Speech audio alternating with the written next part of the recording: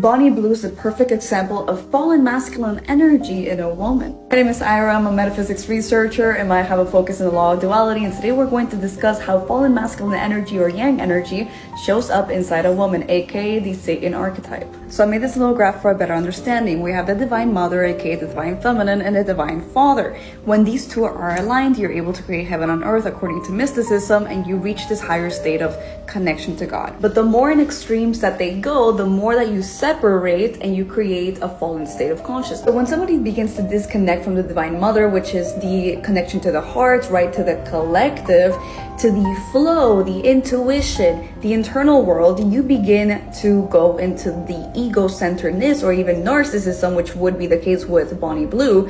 It has a lack of compassion.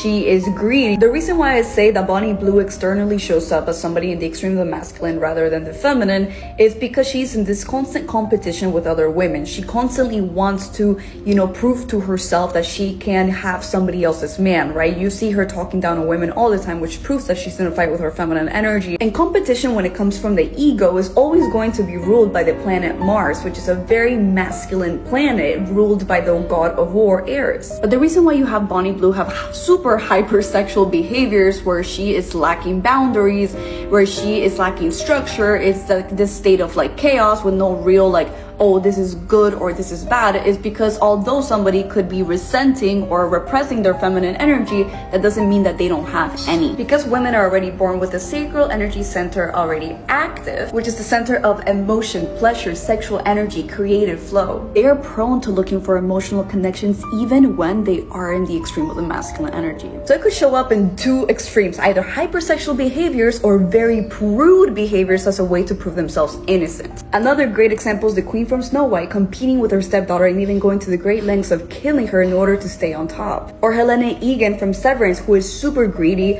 puts the external over the spiritual, but she's competing with her innie for Mark's love. Because at the end, all she wants is emotional connection, although she will never admit it. This is why people say that she has dead eyes, but it's not that she has no soul, it's just that she's deeply disconnected from her heart, from her emotional essence, the portal to spirit, which is the feminine energy. It's so funny that these two did a podcast together because they're quite literally the embodiments of how the fallen yang energy shows up in men and in women. They both embody perfectly the Satan archetype, right? Putting the material over the spiritual, getting dominated by the ego. That's why Satan has long horns, because the conscious mind has overgrown. Anyways, please let me know your reflections on this below so we can have a conversation about it. And if you want me to cover how the extreme of the feminine energy, aka the Luciferian energy, shows up in men and women, comment yes below.